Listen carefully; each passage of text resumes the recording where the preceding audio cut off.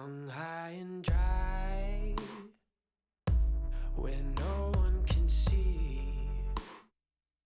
If there's no one to blame, blame it on me. Storm in the sky, fire in the streets. If there's nothing but pain, put it on me. You are the cold, inescapable proof. You're the evil, the way, and the life, and the truth. Your revival began, and your genocide, and now watch and wonder. Hi everyone, hope you're all doing well. All right, let's get into this. Let's talk about the Sig P365 X Macro. All right, it's an excellent weapon. It really is. Expensive weapon, but really excellent for the spot or niche or platform that's trying to fit.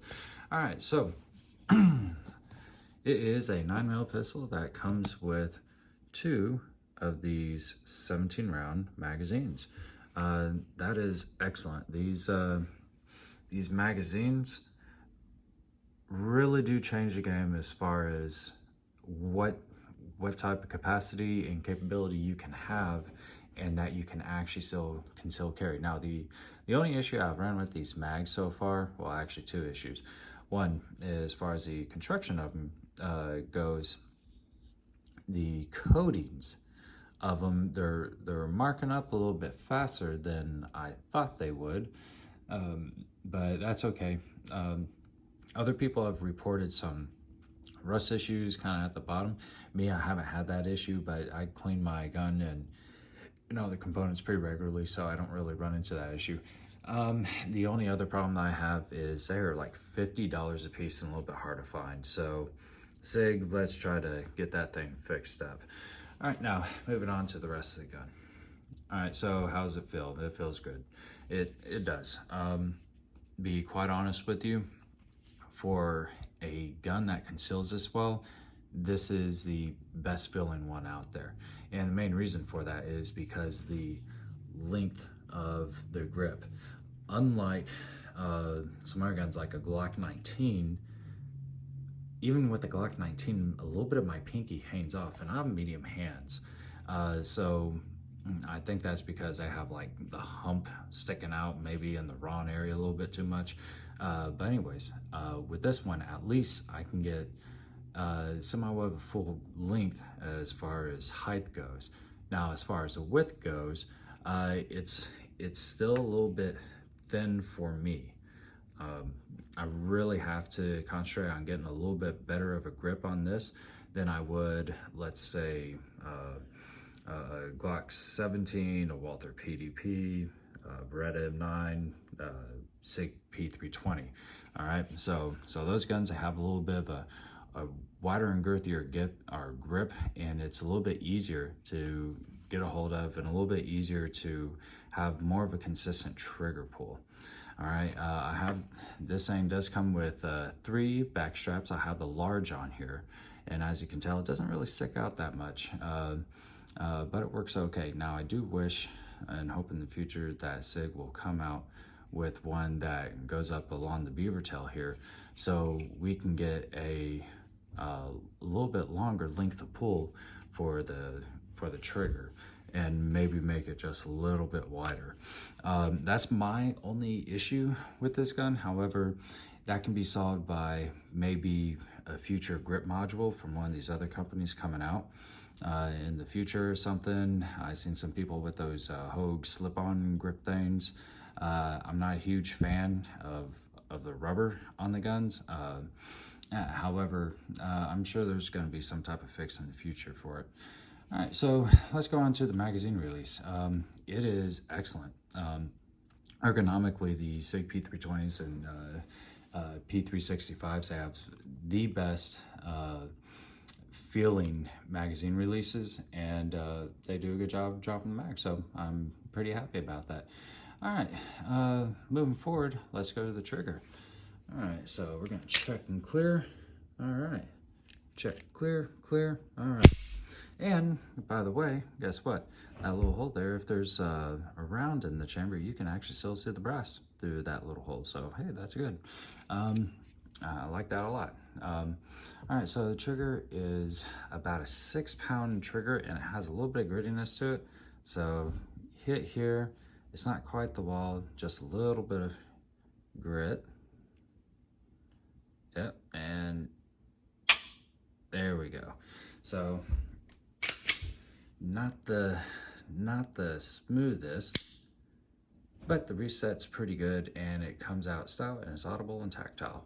All right, so it's about like a Gen 4 Glock trigger, to be honest with you.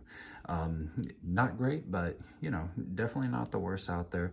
And for a concealed carry gun, it ain't bad. All right, moving forward from there, so we have a 1913 pick rail up here, which I have attached to is a Streamlight TLR7 sublight. Works really good and looks really good with this, I think. All right, now you won't be able to put like anything like a X300 U flashlight from Surefire or anything like that on this type of platform, and I doubt you can even put the TLR H1 on this. I haven't tried, but I think this rail just may be a little bit too small for that, but that's why I really like these TLR7 sublights. They're really nice for them. All right, let's move up from the rail and going on to the comp, because that's one of the two main features of this gun. This gun, it's $800, and it's $800 because you get a little bit of machine work for that comp, and you get the new magazines. The comp, it works good. Sig, I think they relayed that it would reduce recoil, or not recoil, but the muzzle flip by about 20 to 30%. Yeah, sure, yeah. I don't have a way of really measuring it. I can just kind of tell you anecdotally how it feels to me, and yeah, I think it does mitigate the muzzle flip. However, this thing still is snappy, but right now my wrist is a little bit injured, and so I'm just perceiving the snappiness a little bit more. No, I didn't injure myself from the gun. It's just previous stuff. Now, the only thing I will have to say about this port or this comp or whatever, it is a burr to clean. It doesn't matter how much you know, COP and nylon brushing you take to it, you're probably gonna need a solvent or something a little bit stronger to clean that out, but that's okay. Now moving on to the actual coating of the frame. I don't know what it's called, but it feels a little bit chalky, and that's actually good. Unlike the Gen 5 Glocks that have been coming out, number one, their slide serrations are garbage. They are, compared to a bunch of the other ones out there. They're garbage. Now these slide serrations, they're grippy. That's good, and I think the coating also kind of attributes to that too. The Gen 5 Glocks, it has like kind of this DLC coating, and it just makes everything freaking slippery. Versus this, it gives this nice coloration, like this really dark gray, kind of faded black type slide, which contrasts really nice against the black polymer. And anyways, yeah, it just provides some really nice grip. I haven't had any type of issues with rust yet. However, I've only been carrying it in the wintertime and haven't been sweating all over it, so there you go. I'll report further if I do. As far as the controls go, good, easy to actuate. As far as slide stops and release, good to go. The best sight I think you can put on these are some Hollow Suns. I think they have a EPS carry you can check out. They're about 400-ish, depending on where you're at.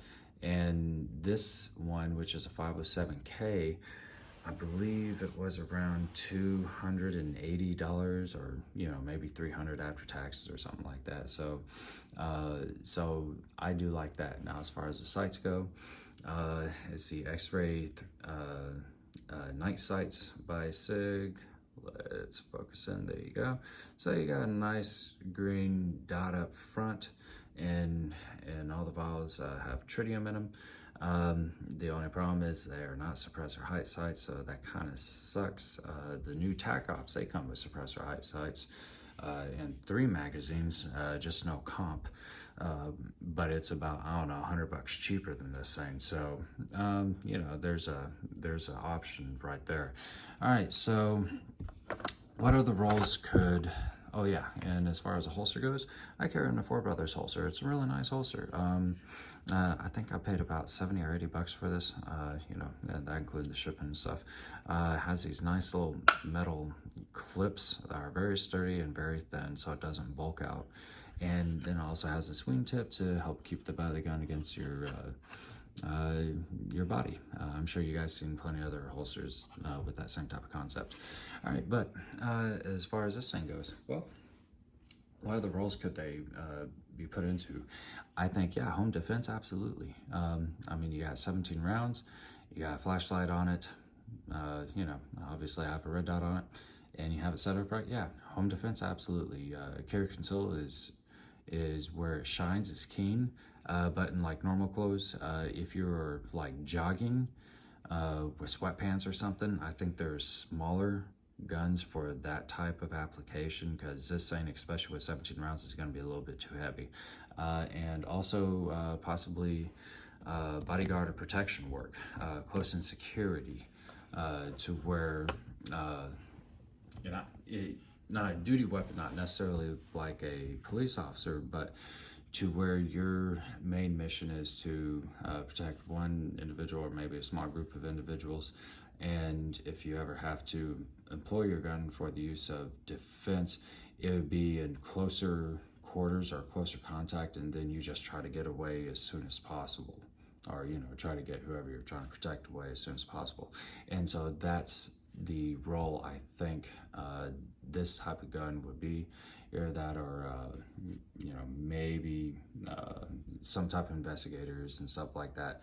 However, to be honest with you, you know, if you can carry a full-size regular duty pistol, that's a little bit more comfortable, then I'd probably recommend that for them as well, or over this. But overall, yeah, this is a good gun. It's only a 600 round review. If there's any issues in the future, I will definitely let you know. And then, I don't know, maybe if I get up to about 2,000 rounds or something like that, I'll let you know. All right, guys, well, do me a favor, please hit that like and subscribe button, and put whatever comments you want down there pertaining to this platform, or anything that you're doing or seeing out there that can help improve it. All right, take it easy.